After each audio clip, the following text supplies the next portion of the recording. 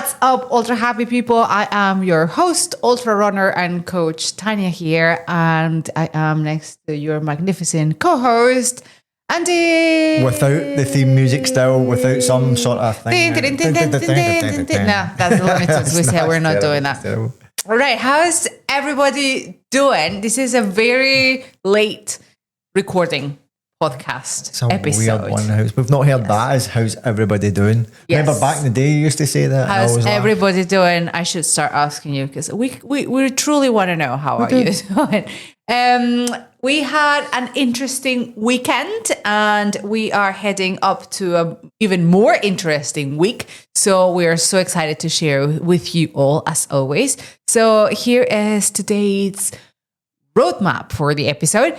We are 3 weeks away from Burning Man 50K.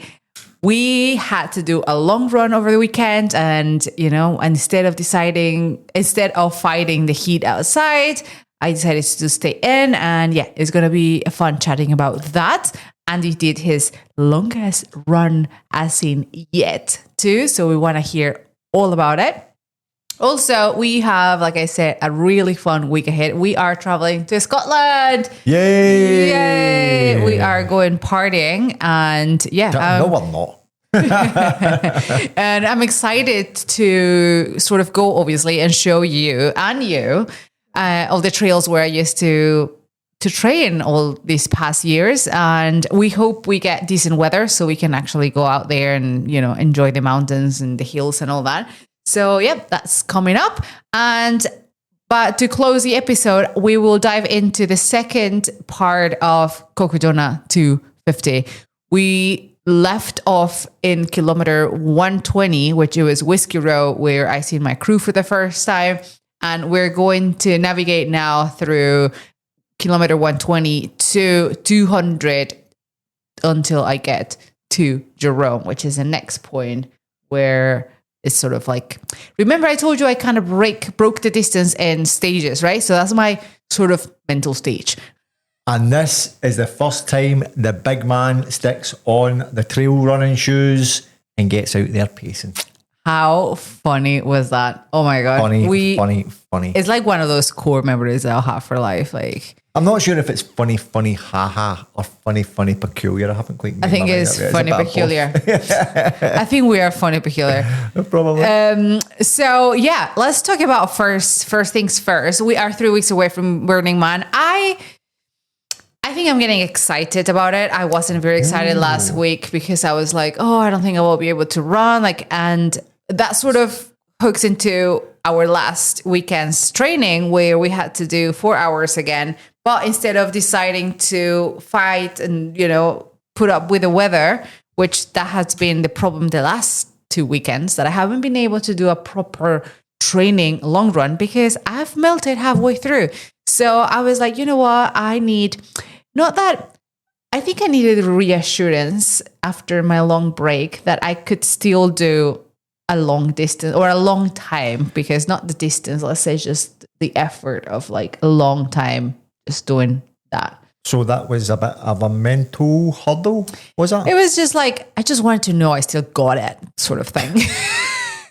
And I decided, like, you know what, the heat is just not going to help me. And it's something that we are not going to have in the desert. It's going to be hot, but not this humidity, like this humid hot. So you know what, it's just not adding anything to my training really to go out there and be a hero and try to do it outside. So I decided to go into my treadmill, a 4-hour treadmill run. God love you.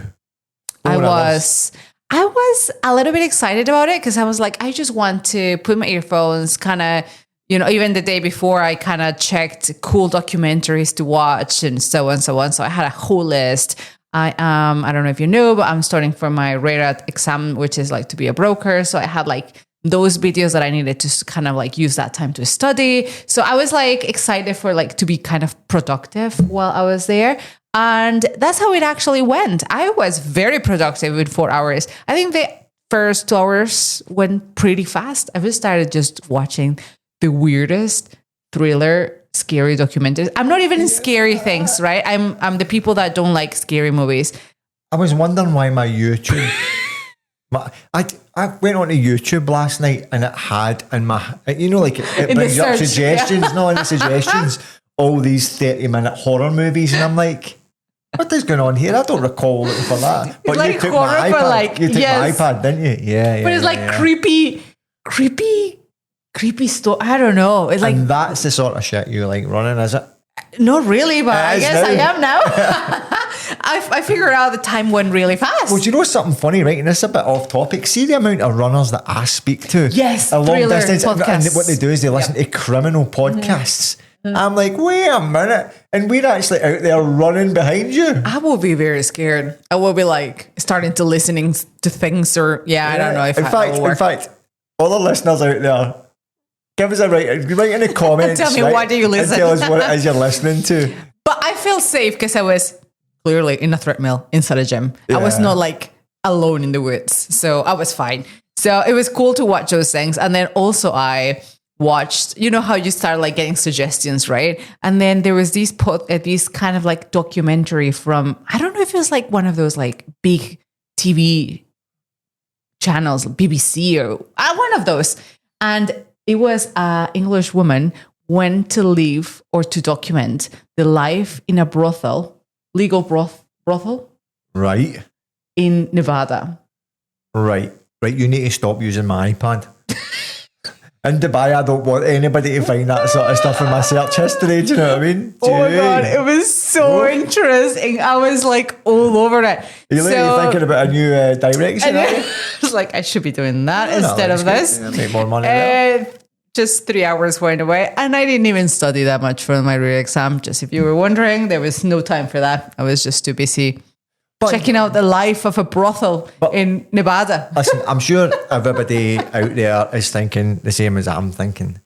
4 hours on a treadmill. Yeah. That is pretty monotonous, right? But not just monotonous, and you've talked about that. I guess you filled it up with your documentaries and your crazy horror things. How did it feel on legs and on knees and on feet? It and was on hips? great. I felt actually very good. So it was, again, I kind of found the reassurance that I needed to like, oh, okay, I still got it. Like my legs are still working for a long time. It was just the last long runs. It was because of the heat, but I wasn't sure until what extension was the heat or it was really my legs or, so yeah, definitely realized it's just the weather is not helping. But apart from that, I was so proud of you. Me? 4 hours. So Andy decided that he wanted to be a champ and actually go out a little bit.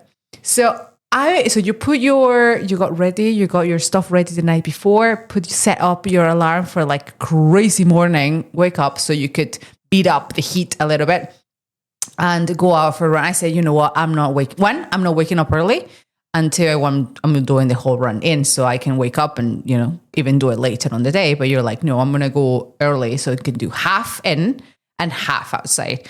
So I said, okay, up you go. So I kind of in my head, I was like, yeah, we'll see about that. You are the person that like to sleep in. So, and then I am usually the one sneaking out in the mornings for the last 9-10 years, even in holidays, long weekends, everywhere. I'm like usually the one. You say sneaking out. You're not really sneaking no, out, are you? I make a lot of noise. Make a lot of noise. I want to annoy him. Come in and slop your coffee in the bedroom. I'm annoyed that I'm like having to do that and he just gets to stay in. But I'm usually the one kind of like flying off really early and like, not spending that time in bed. And so I was like, I don't know if he's going to wake up. I was not that didn't believe in you, but I was like, I think it's one of the first things that you start noticing if someone's really committed, because those are the choices where I bet it was not easy to hear the alarm and be like, all right, because I think the thing is no matter what time you go out there, it's still hot. Yeah. So I knew that I was going out there still to the heat, and it was the same time as we'd left the week before and we struggled. But I thought what actually kept me going was I had made the decision that I was going to do half and half. Yeah. So I'd done like 15 kilometers outside and 15 kilometers outside. I was and I loved so it. proud. So proud. One, that you woke up, two, that you showed the commitment and like the whole thing. And obviously about the time, because it was your longest time in effort it was 30K, you cover 30K. Now it's the distance, but it's just, 3 hours. Yes. Yeah. So I thought I was so proud. I was like, oh, and then how did you feel after? Because after the first 30, the first time you hit 30, because it's been the longest. Yeah. And my longest training, the longest running distance and the longest running time. My longest training running distance. I guess when we talk about Cocodona, that's a bit different because it wasn't 100% running, but it was the longest continuous. But I tell you what made it really good. I actually loved being out there, doing my own run, getting out for that 15K. I felt really good. I was hydrating really well. But when I got to about 10K, I was kind of thinking to myself, yeah, do you know what? I'm ready to get inside now because I can feel the sun. Yeah. But see, having that in my head, the last 5K wasn't having a plan is always good. And then when I came in, I ran upstairs, literally, changed my t-shirt, had a medicinal Coke, and then went down onto the treadmill. And see, going onto the treadmill and running right in the beginning, it was like luxury. Yeah. Because it's just the fact is it felt easier. softer, it was easier, so it was nice. Cooler. It was nice doing the two different types. And like air con.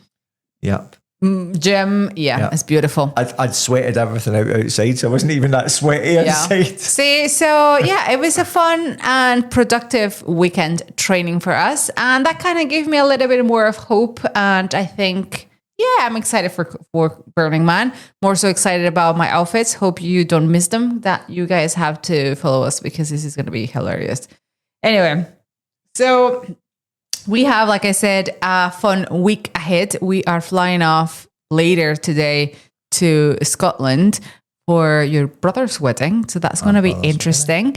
And obviously we're going to spend a week there since we're there already. And I am so excited to go out in the trails. Hopefully we have the time and the chance to weather-wise and everything-wise to go out, and I'll show you a couple of routes. I need to see if I remember some of the routes, so kind of like put them back in my watch. Something I wasn't running back when you were running through Scotland. It wasn't. I was just on treadmills and maybe doing runs outside, 5Ks. You were like whatever. In denial. And then, you were like, I will never run. It's my ankle. I remember we hiked. And the excuses. We hiked a little bit of the West Highland Way and I loved it.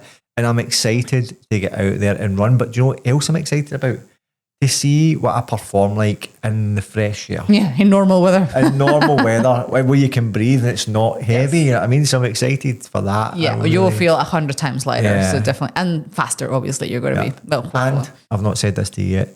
I want you to show me a wee bit how to navigate. Oh, that's going to be fun. Yeah. So we'll put your watch in there. And then, the UK is really, it's a place that you can sort of practice your navigation. Yeah.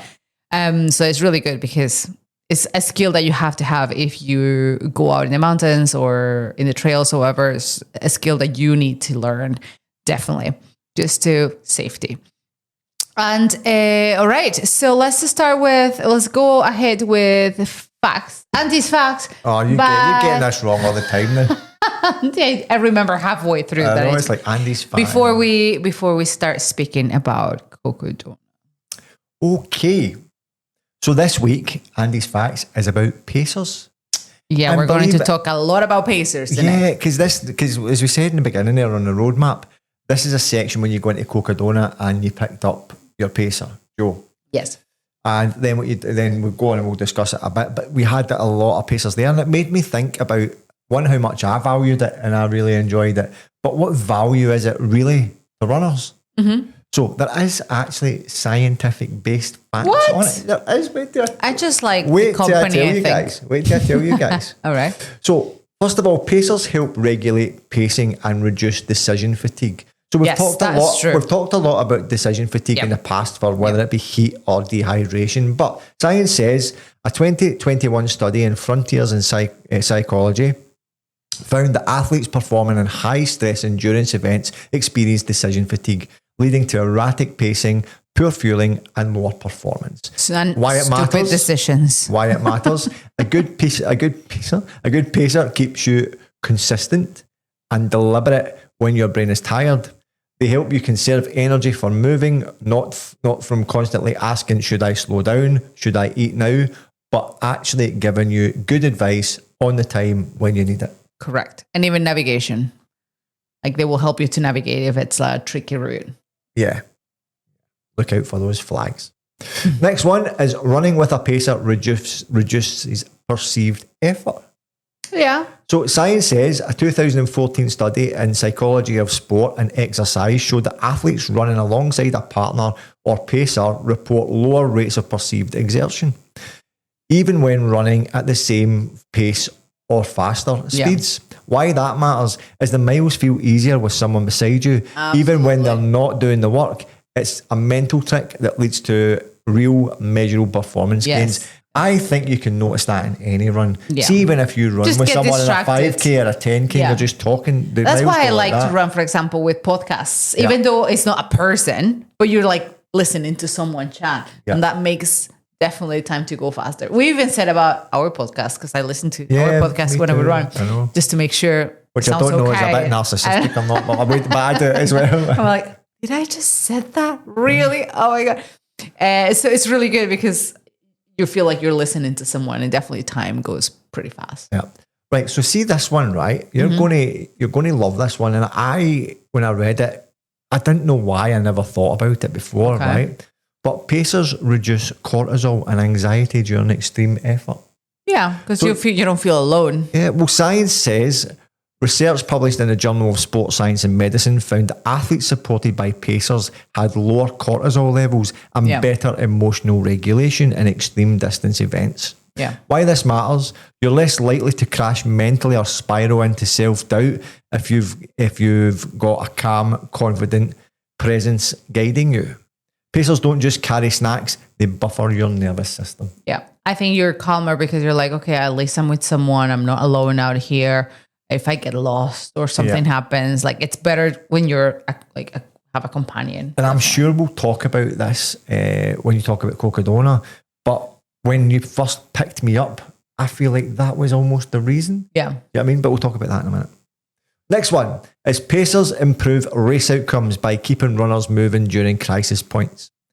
Science says a large-scale analysis of ultramarathon data, including Western States 100, showed that runners with pacers had significantly higher finish rates and faster splits after the halfway point specifically. Why it matters? When you're bonking, vomiting, or hallucinating at a mile 130, a pacer can literally talk you through it, walk you through it, or threaten you with shame until you snap back into motion. I think that's why I called you in, because I was in spiral of despair, and I knew I was we'll talk about this, but I knew I was hallucinating too much, and I needed someone to kind of snap me back into or just talk to me, just to know or slap or slap me. Oh, I missed my chance. I was just like, I don't want to be alone when I'm seeing weird things. Yeah, I know. So next one is pacer-led runners make fewer race-ending mistakes. Yeah. Science says 2019 review in the Journal of Human Kinetics linked race-ending mistakes like navigation errors, poor refueling, or quitting to cognitive fatigue, which pacers help to offset. Yes. Why it matters? Pacers serve as a second brain when yours is tired. Absolutely. Or when yours in particular is fried, like you said. There's a reason that you don't miss a turn, forget to eat, or drop out at mile 98 because you thought you weren't built for it. That's one thing that obviously in the deserts we didn't have pacers, so we would help each other, kind of like, there was a lot of instances that even in Atacama, there was a lady, if you remember in the last season with Atacama, the lady's like, oh, can I join you guys through the night? Because I am not, I'm not a good navigator and I don't like being alone in the night. So you kind of, in the deserts, you have to kind of buddy up with someone because there was no pacers. In this case, we had pacers. We were allowed pacers after Whiskey Row. So that's where our story starts back in again. So if you remember right, last episode, we left in Whiskey Row where I meet Joe for the first time. It is a guy that I met on Facebook. I literally posted on a Facebook group of Cocodona, like, hey guys, I was living in Scotland. We were living in Scotland, moving to Dubai. And I literally don't know anybody in the US or in the area that could help me out. And they said, just put it in a Facebook group. Someone will raise a hand. And I did. And yeah, there was multiple people that raised their hand. And it kind of worked out that this guy, Joe, wanted to, do it. And it was great. So I didn't know him. And so obviously my crew was there before me. And you guys had to, kind of like find him and, talk to him and just be like, okay, Joe, we're here. And, this is Tanya. So when I got to Whiskey Row, it was great the first thing you told me is like, we got Joe. Yeah, I went and found him. And then you guys introduced me to my new pacer. The plan was that he will pace me the next 80 kilometers, which is a long day out. Definitely, even to be a pacer, it's like, it's 50 miles. And right away, I seen that he was very, very fast and very, has a lot of energy and jumping around. Like a proper, sprinter, like really, really light on his feet. And I was like, oh God, hopefully he is not thinking that he's going to be, that he's not going to be running that fast. Like it's crawling pace at this point. Yeah. So yeah, I was excited because, I knew that was the first time, obviously, that I was seeing you guys, but I knew that will start the crew kind of checkpoints or stages, how I called it, pretty often now. Yeah. Like the long day was over. So it was kind of like refreshing to know that was going to happen. So the next time I would see you guys was in 50K. It's still a pretty long day, but at least it's not 120 that was before. Yeah. So it's half the distance. If you remember also, Andy told you guys the last episode that I called and said, oh, my poles broke. I need new poles. That is correct. Being a center of a lot of sports and so on, you were able to find a shop nearby that had poles. Went and bought them. So when I got there, he's like, here are your new poles. He handed them in. I didn't open them right away. I just put them in my bag, and I was like, fine, I will, because we were inside a town, so it's not like I really need poles there. So that said, and then another stupid decision was that I decided there to change my shoes for road shoes. I've heard and I've read multiple people saying you can run these races pretty much with road shoes, all of it. And to be honest, yeah, you could probably. Maybe the first section will be a little tricky, but it's absolutely runnable with road shoes. And I was like, you know what, the next 50K are pretty flat. So, I thought I would give my feet a little bit of a break of those because trail shoes are a little bit more stiff, obviously, because they have to protect your feet. So, you know what, I'm going to change my shoes for this easy section. And I just put my road running shoes, very cushioned, and they felt lovely in my feet. See, when you arrived to Whiskey Row, right? Obviously it was exciting to see us, but to paint the picture, when we left what was it called? Black Rock? Where you left? Where did you leave again? Whiskey Row. Oh, no. Where did you start the race? It's not Black Rock Canyon. It's, Phoenix. Yeah, Phoenix. I can't remember exactly the place. My memory's terrible.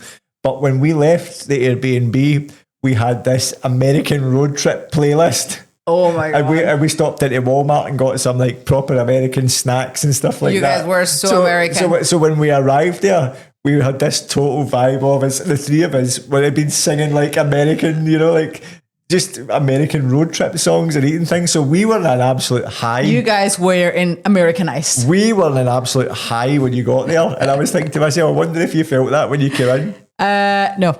Did you not?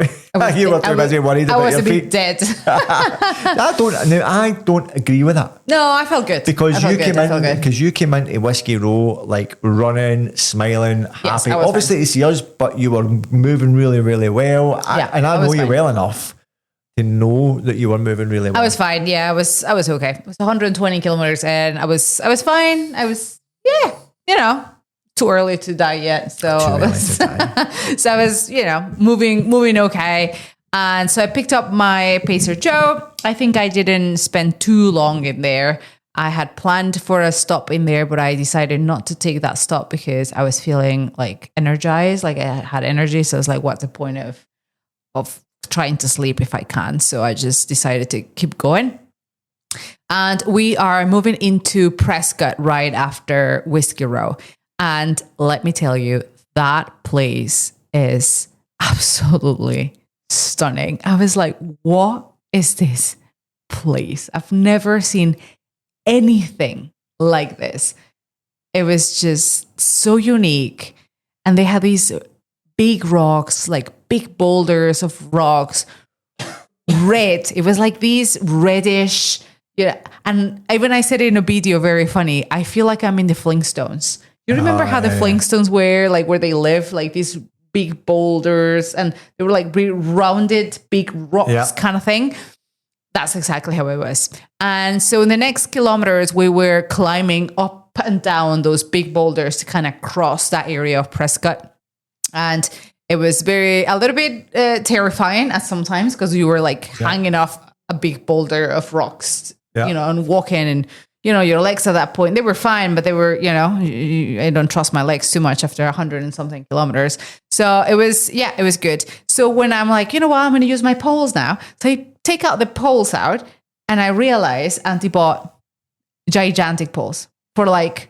Well, I didn't realize there was different sizes. I think I should have said that. I forget that Andy is not around. Yeah. He doesn't know that there is pole sizing, and probably the person that sold you the poles thought, oh, they're for you. Yeah. And because they were slightly, just a tiny bit higher for me. On the plus side, I bought myself a brand new pair of Lecky poles. I know. So I was like, these are not going to work. This is just not. I used them for a little bit, but I tried not to because they were just not. Yeah, they were just not being good for me. They were perfect for me. I know, right? Yes. Free Lecky poles for you. They're not free. I had to pay for them. Yes, you had to pay for them. So after that, we kind of like cruised on. Beautiful, beautiful scenery, past checkpoints, towns, people. The rain was in and out, like just, raining and then dry and rain. And then until the rain started so bad, like bad, before we crossed a really grassy, flat area, which at this point when we passed by, it was so muddy. Like it was just a skating rink at that point. And obviously, if you remember, I put my road running shoes. So they had zero grip. Like who knew it was going to rain that much again? And I don't know. So there's Tanya in the middle of, it's dark. It was starting to get really dark. And I had to make the call. I really had to think like, am I going to be able to do another 40 kilometers ice skating, mud skating with these shoes? And I said, you know what? I can even get injured if I don't change this. So I had to call the crew and say, hey guys, you need to meet me at the next checkpoint because I need to change the shoes. This is not going to work. At that point, we were already at the foot, up the mountain waiting, Yeah. So, sorry. I was like, I know my mom was like, we were getting ready. We were like about to have dinner and like lay down. Absolutely. And we're like, oh, how? And do you know the run back? See that drive to paint the picture for everyone as well. Was it called the? Yes, Mingus Mountain. When we were driving up to Mingus Mountain, it is an incredible drive. It's like windy roads all up a mountainside, foresty. But because of the rain, all the clouds had dropped. Yes, it was so foggy. So actually in a video that I took, you can see us driving through the clouds all the way up to Mingus Mountain. So scary. It was incredible drive. So obviously we weren't singing the American songs at that point. They were just scary. We were pretty nervous. So they were obviously, as a very good crew, they had to drive back to meet me to that Satisfy checkpoint where it is actually 100-mile checkpoint. So that's 160K.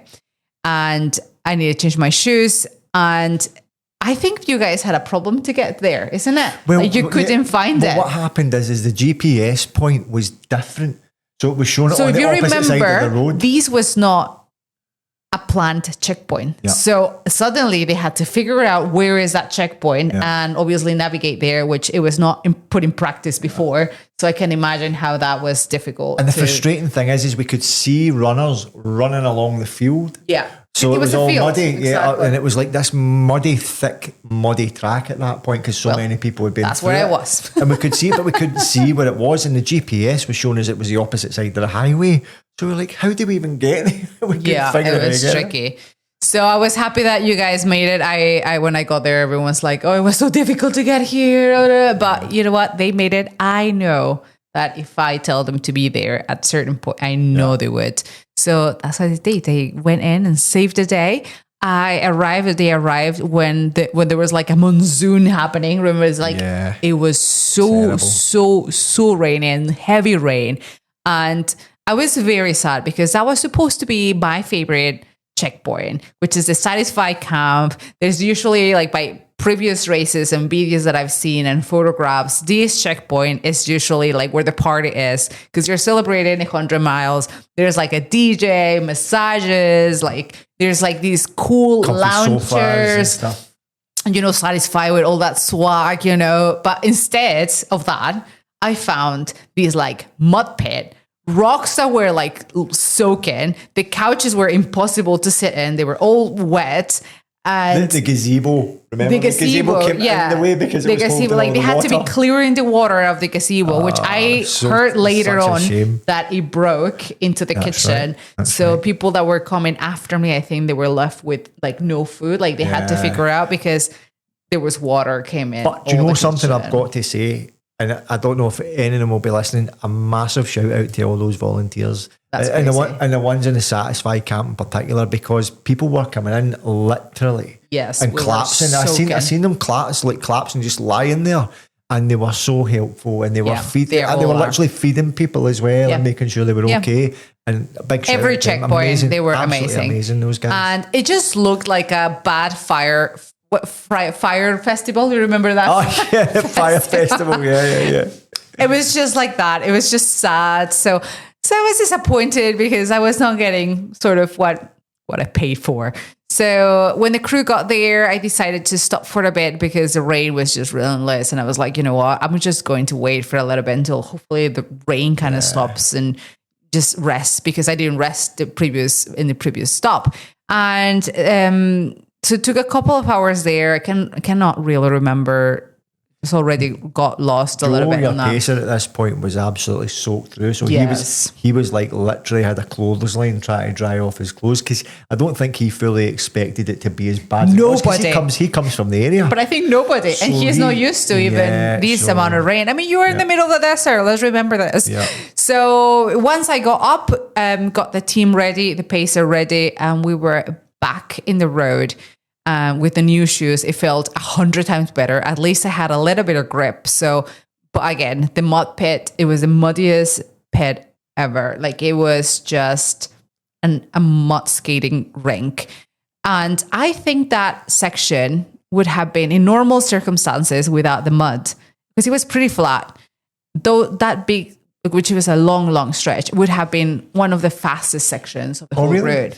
Because it was just flat, it was grassy, and it was beautiful. But it was impossible to run because it was just impossible. So in normal circumstances, I can imagine, even if you didn't want to run, you want to just walk it, it would have been easy to walk through, right? Instead of sliding around. Plus, the mud would stick to your shoe, making it so heavy. Like each step that you would make was like a 5-pound step, because it was like wearing those weighted ankle things in your shoes. Well, do you know what's funny? And I know you've not watched this, right? But I watched Max Joffe's synopsis of the run, and that's what he said. It felt like every step was you had an extra £5 or £10. Some it was cases so on your feet, hard. and it was hard. It was so hard. So it was impossible. Maybe the fast runner. I'll tell you what, I think the fast people didn't get this mud pit because they obviously crossed that section before the rain got there. They caught it at Cocodona. They caught it after. So that's right. Probably much better in that. But the people in the back, and I don't know if the middle backers, we got like the worst part there because everybody had been through it by that point. That's what the thing. Yeah, exactly. And everyone would have been through it. So yeah, the mud was just very, very, very bad. And I think, again, nobody was expecting that. But the name... Sorry to interrupt, but you know, see, I remember when we were leaving you at the Satisfy camp, because we'd already been up Mingus Mountain, I remember me and your mum saying to each other, how are they going to get up there? Because with that weather and the mud and it being slippy, that was one of the areas that we were a wee bit nervous of. Yeah, it was bad. It was really, really hard. The funny thing is that getting into Mingus Mountain, like entering the mountain, was not that difficult. It's just flat and maybe a little bit uphill. And then you get the big uphill, which is up Mingus Mountain, where this is my next little story. So the night came, that was already nighttime by that point. And Joe was very quiet. Maybe he was just getting tired or, I don't know. So, yeah. Maybe he was scared of the night. But I was like, Joe, you need to talk to me because I'm falling asleep. Like, I just couldn't. I just felt so drained. Again, it's just the urge of going to bed because it's dark. So your body is like, you should be going to bed. It's dark. Like, what are you doing? So you need to like fight that urge of sleeping, right? So I even though I stopped in the checkpoint before, I really never slept. Yeah, it was very difficult to sleep, and everything hurts, and you're just wet and cold, and it's just not possible. So at this point, I've been going probably for 30 plus 40 hours with no sleeping. I've rested, but not sleeping. So I started to go up the mountain, which is a very steep climb. And it was obviously midnight, I would say, early morning hours, 2-3 in the morning. And I'm like, Joe, you need to talk to me because I'm falling asleep. And this is not good when you're going up a mountain and, your feet are kind of like all over the place. And I realized I needed someone to talk to because I started hallucinating. That was my first time hallucinating, people. That was the craziest thing I've ever experience in my life. This is my first time hallucinating. Bear in mind, I've done many races, but nothing over, I think over, because I've done 33 hours with no sleeping and I'm okay. I think going after that, which this was like around 40 hours, I think your brain starts definitely going like, this is let's say around 2 days with no sleeping and, doing that effort. I think that's when definitely your brain starts playing tricks, going south. And that's when I started hallucinating so bad. So, because obviously I was looking down because, there's rocks and so on. There was a lot of gravel around. So what my brain was doing is there was like all these tiny rocks and my brain was like moving the rocks and putting them in lines. Yeah. I could see the rocks moving and forming lines. Like it was so weird. And then later on, obviously, I kept walking and I seen like faces in the rocks, like little faces. And they were bigger rocks with like bigger areas. Yeah. And in those, I will see black and white photographs. Photographs of people, of places like of the 60s or the 80s. I didn't know the people, but I knew they were photographs. It was just the weirdest. I don't know. It was just, and I'm like, Joe, you need to talk to me because I'm going out. Going insane. I'm going out. Even more than you are already. Yes. So Joe was still very quiet. I don't know, maybe he was tired already. And I'm like, Joe, please help me. So you know what? It's fine. I decided to put my music on. I said, you know what? I was not far away from Mingus Mountain where you guys were. And that definitely helped me. I just put on some like super punchy, like one of those like pick me up music, super dark. And I was just raving up a mountain with my music on. That definitely helped. And the sunrise came, or sunrise in quotations because there was no sunrise. Behind the clouds. Exactly. But it was so overcasted. It was cold. It was rainy, like you were saying, very foggy. And I just couldn't still wake up. And I arrived to Mingus Mountain, just falling asleep, like nodding off all the way up the mountain. And that's when I decided, you know what, maybe I do need to sleep. Like hopefully I could sleep. The other thing from our side is timings are way off at this point. Yeah. Oh, yeah. Because everything from the plan. So your mum in particular with your dad was starting to look at, right, okay, let's see where you are when you get here, what that time looks like. Because we were also trying to have everything ready. But not only that, looking at it for times for next checkpoints. Yes, it was very difficult. So it was starting to get things in line again and moving it around to figure it out. I think the weather made it for everyone just even more difficult to predict anything at that point. So when I got there, I took a little break. Like I said, I don't know if I slept. I don't think, maybe I slept a little bit. I don't know. I don't think so. You didn't sleep. What you done is you get your head down. In fact, that's the first place that you found out that I was decent at foot massages. Oh yeah, I was like, give me a massage.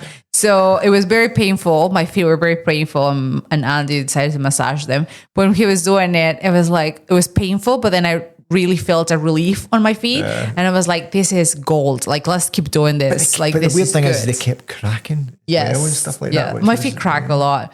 So when I woke up, I think right away I made a decision, or I asked Andy to be ready to go jump in the next section. Even though he wasn't scheduled to be on the next section, just because I was stressing a lot with my mind health at that point.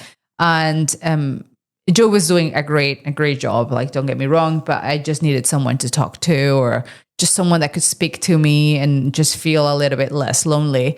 And we still have like another 30 kilometers, which was not far away. And Joe needed to anyways get to the other checkpoint. That's where he was going to be picked up. So Joe needed to get to Jerome to be picked up, which is the next checkpoint. And what I loved is that the next checkpoint was in 30 kilometers. So I knew then that the stages that I call them, they were getting closer. Like it first was like 110, and then it was like 60, and then it was 50, and now it's like only 30. So I knew like I was getting closer and closer, because if you remember right, how I broke down the distance is that big chunks at the beginning, and then there will be like middle chunks, like 30s, and then at the end I put like 10s and 15s, because I was like, I'm gonna need you every 2 seconds, every 2 hours there. So once I started hitting 30 kilometers in each like stage or section, I was like, we're getting closer. At least it's not like 50 kilometers anymore. So yeah, the next one. So we sailed off together, and it was great to have Andy. I think it was like you were reading in your Andy's facts, just for the mental side of it. It was just helpful. But see, I think, from me, because obviously I'm not great with change, as you know. When you said that, right, you're going to need to come out with me, I was like, that, no problem. I was actually looking forward to it. But I think, because that's my first time pacing, really, right? It's, long distance pacing. And I remember when we got out there on the trails and we started going down Mingus Mountain, and it was still a little bit raining, I realised how bad it was. Because remember, I hadn't been out in the mud or anything like that until that point. I realised how bad it was, and I thought to myself, it wasn't I was doubting that you were going to be capable of doing it. I just thought to myself, this is a lot harder than we ever anticipated. It was a lot. And I think, again, the section before, maybe Mingus Mountain, even though with rain or without rain, would have been the climb. It's a climb. So that would have been difficult regardless. But then going down Mingus Mountain, I think that section as well would have been a fairly, not fast, but you would be able to walk it even faster, let's say. But again, the mud going down, it was like slippery, and it was now downhill, which that adds a little bit of more difficulty to it, because just the gravity, like gravity will pull you down. So even though we try to jog at times, it was almost impossible, because you would start sliding down, and it was just like, you would not feel safe to do so in a mountain. That's a good point, because the mud made everything slippy. I mean, but just one thing that to mention is, remember that I had my poles with me. So my poles were the shorter ones, remember? Yeah, so I got poles again. You picked them up. But even at that, you turned around and you said right away, I feel better with these. Yeah. We were leaving Mingus Mountain, so it felt like everything was coming up again. I was like, okay, all right, I can do this. You fueled. Actually, I remember that you ate really well there as well. Do you know what I mean? We got you some food from the checkpoint. I think it was maybe a burger and lasagna. was it? And you'd eaten that and you had a few other things. So when you left Mingus, I seen your mood change massively from getting there to leaving. And it was only the space of an hour and a half, maybe. Yeah. So it was good to have that break. I think it was, But I think the mud at this point, I know you're listening a lot about mud, but definitely made it very, very difficult. But still, we were plodding up and we're like moving along. And that section, even though it was not planning Andy to be on, it was great to have him on board. And he was chatty, and it was nice because it was his first time, or it was your first time pacing. I don't know if it was Joe's first time pacing or not. So, and also I didn't know him, so I didn't want to be like bossy, let's say, with him, like do this, do that. So I kind of, let him be, and you don't have that you're not comfortable telling him what to do. But obviously with you, I'm like, So it was cool because I was teaching you sort of, or showing you how to pace. Like you are always in the behind, unless the runner asks you to be in the front, but usually you go in the back. And then give enough space, because I need to have space in case I fall, in case you fall, and we're going down a mountain. So I don't want to be like, like one falls and everyone falls. I will tell you how Tanya taught me about the distance to stay back. So what was happening was we were either climbing, or we were going up, or we were going down, we were running, or we were walking. And whenever she had this sense, she just lifted her poles up and pushed them back a little bit. So it's like, if I poke you, you're are too close. Stay back. I think that's pretty illegal in races, but I'm just saying. And like, if the race director is listening, like points off with Sorry, Tanya Steve. for poking Sorry, some people. Yes, I was like, you need to give space to the runner, because if I fall again, or if I trip, or if I need to brake because there was a lot of stones and I need to stop, like the person behind can't see, and it can just go, crash into you. I tell you one thing, obviously that was my first time pacing over the longer distance in that section. I remember at the time loving it. And I absolutely, even now, remember loving that section as well, even though it was a really tough and sticky, horrible section. Yeah. But that probably translates in the race as well. So you probably get a sense of that, which keeps you a wee bit more upbeat. Do you know what I mean? That's the benefit of having various different paces. I was dead. Remember when I finished? So we're getting close to Jerome, which is the next checkpoint. And Jerome is kilometer 200. Yeah. We made it to the 200. And that was the point that I was worried about you. I was flying high, people. Yeah. I had, when we were coming off down towards Jerome Town, there was this amazing, it was like a vehicle museum to the right-hand side when we were coming down the road. It's a town, and it was so funny because I seen a lot of touristy buses for ghost tours. Yeah. And I was like, why? Is this a ghost town? Like, maybe there's a lot of ghost sightings. Like, I don't know, but I will go back and I don't know. That looked like a really cool town to But on the way down that mountain, on that road, the steep road down, I was literally holding you up at some point. Yes, I was because like, you were staggering over. I had to pull you. The initial point I realised is you were getting too close to the edge, and I pulled you over. And I said, right, you need to walk on the other side. And then you discover that what you could do is you could walk and lean on me at the same time. Yeah, I would just hold him and I would just close my eyes, just rest my eyes for a little bit. And because it was not a trail anymore. It was just pavement because we were walking into the town. So it was quite nice to kind of rest my eyes and just let Andy guide me. Do you remember much about that section? Do you? It was very painful. My feet were like murdering me. I just wanted that massage, those magic massages that you do with my feet. But I knew we were around the corner, so I was just trying to. And what I did is like, I'm gonna run 10 and walk 10. Remember? Yeah. So I started trotting 10, and as I started trotting, counting 10, 9, 8, and Andy's like looking at me like, "What the hell are you doing?" And you're running like a drunk baby. Yeah. And then walking 10, 9, and he's like, "What are you doing?" I was like, 10 times 10. So 10, and then that's another thing that I've learned about running sometimes, that if you start counting, it just distracts your brain. You're like a little bit like, kind of wake up your brain, like, okay, count, kind of reminding the numbers and just kind of like going with it. So yeah, that's another one. I've heard of people in Barclays, they scream just to wake themselves up. I like to count. So, just kind of count backwards, count forwards. I count 10 by 10s. And just like that, we arrived to Jerome, which is kilometer 200, which again is the cutest time. We definitely need to go back. Yeah. And we came down to the checkpoint, found the crew again, the band. And I felt a little bit energized when I seen everyone again and all the bands and the people. You definitely get a little boost of energy. And that's where we're going to meet my second pacer, Emma. And again, third. And again, a girl that someone referred me to her. Like she was looking to pay someone on Instagram and socials, and they said, "Oh, Tanya is looking for pacers," and we kind of had a wee chat over Instagram, and she sounded very cool. And okay, let's do it. I'll see you there. And she was so kind. She drove I don't know how many hours just to be there, and that shows you like without asking for anything. And actually, in the contrary, like she knew she was going to suffer and going for to spend the night and suffer a little bit, and without asking anything. These people are just the kindest, to be honest.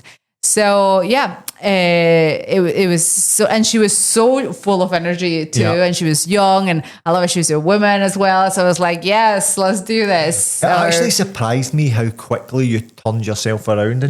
I think I feel like that little boost of energy when I got to because the remember crew. I was saying that I felt like I was almost carrying you down to Jerome.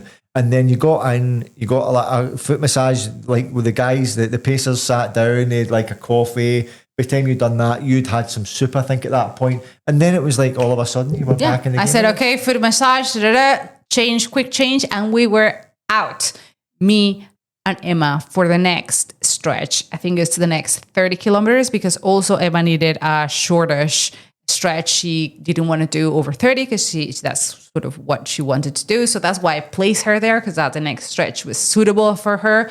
And that's sort of what we did, the next 35. So we're going to leave it there with a lot of suspense, because the next one is going to be a funny one. Funny, sad, tragic part of my race. So far it's been hallucinations, a little bit of fun. I haven't cried yet.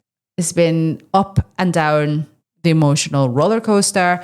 And until now, kilometer 200, I am pretty confident I'm going to be able to complete it.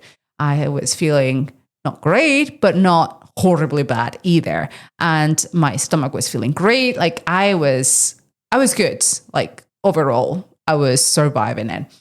So until then, I felt quite sure that I was going to make it. Me too. So we're going to leave it there without suspense, and you cannot miss the next episode because I think if you follow me on socials, you know what happens, but you need to know the full story, with detail, I think.